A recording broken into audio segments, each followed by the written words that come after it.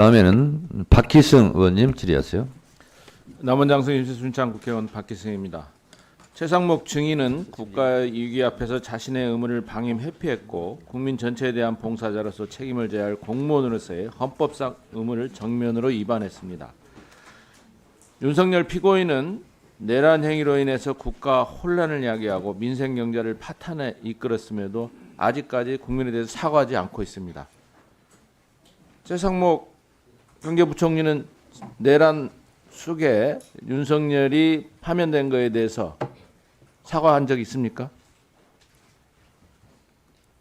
저는 계엄에 반대했고 계엄을 막지 못한 것에 대해서 이미 여러 차례 말씀드린 적이 있습니다. 파면 이후로 사과한 적 있습니까?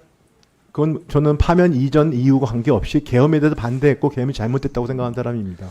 2024년 12월 27일 최상목 경제부총리가 권한대행력을 승계한 이후의 일련 행태를 짚어보겠습니다. 국회는 12월 26일 국회목 3인의 헌법재판관을 선출했습니다. 그러나 마은혁 재판관은 한두숙 총리가 복귀한 뒤 4월 8일에야 임명이 됐는데 103일이 걸렸습니다.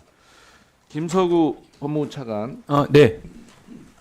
재판관 1인의 공백은 헌법재판소 구성과 관련해 굉장히 중요한 문제이고 사실은 헌재 평의가 늦어진 것도 큰 원인 중에 하나입니다. 법은 지켜져야 하고 헌재 결정을 따라야 하는데 맞죠? 네, 그렇습니다. 제가 누차 지적했지만 최상목 대통령 권한대행에게 마은혁 재판관 임명과 관련된 논의를 하고 건의도 하고 보고를 해라고 했는데 어떻습니까? 이렇게 장기화해도 차관도 동조한 책임이 있는데 어떻습니까?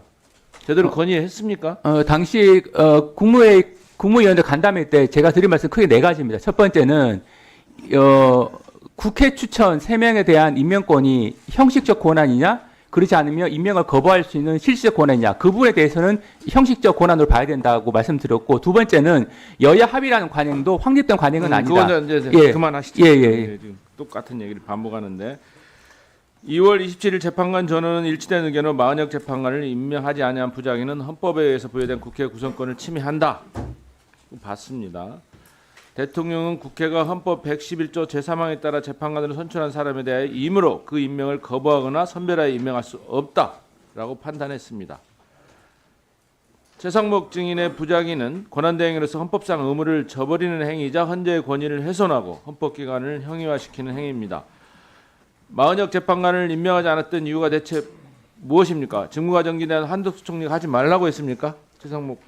제가 임명을 안 한 게 아니고 임명을 하려고 노력을 했습니다. 네. 그래서 일단 두 분의 임명을 해서 헌법 절차에는 진행을 시켜놓고요. 네. 그 다음에 헌재 결정이 난 다음에 존중을 하고 그 부분에 그렇지만 국무회의도 돌아가야 되지 않겠습니까? 네. 국무회의가 작동이 되려면 국무위원들과 논의를 하는 것이 필요하다고 생각했습니다. 국무회의도 헌법기관입니다. 헌법기관이 작동할 의무가 알겠습니다. 당시에 있었습니다. 아니 거부권은 이렇게 쉽게 행사하면서 어떻게 더구나 지금 국회에서 추천한 목인데 뭐가 그리 힘들었습니까? 임주봉 교수님 잠깐 좀 묻겠습니다. 헌법재판소법 66조 제2항은 헌법재판소가 부작위에 대한 심판 청구를 인용하는 결정할 때에는 피청구인은 결정 취지에 따른 처분을 하여야 한다 이렇게 규정되어 있고 67조 1항은 권한대행의 심판의 결정은 모든 국가기관과 지방자치단체를 기속한다 이렇게 규정하고 있습니다.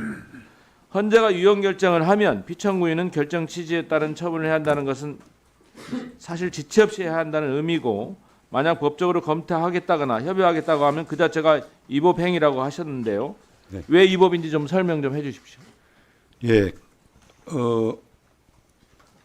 헌법재판소법 66조 2항에서 지금 최상목 부총리께서 이제 그 국회에서 선출한 헌법재판관 마은혁 후보에 대해서 임명장을 주지 않는 것에 대해서 그것이 국회의 헌법재판관 선출권을 침해했다라고 헌재가 인용 결정을 내렸고 헌법재판소법 66조 2항은 그 경우 결정 취지에 따른 처분을 하여야 한다라고 되어 있습니다.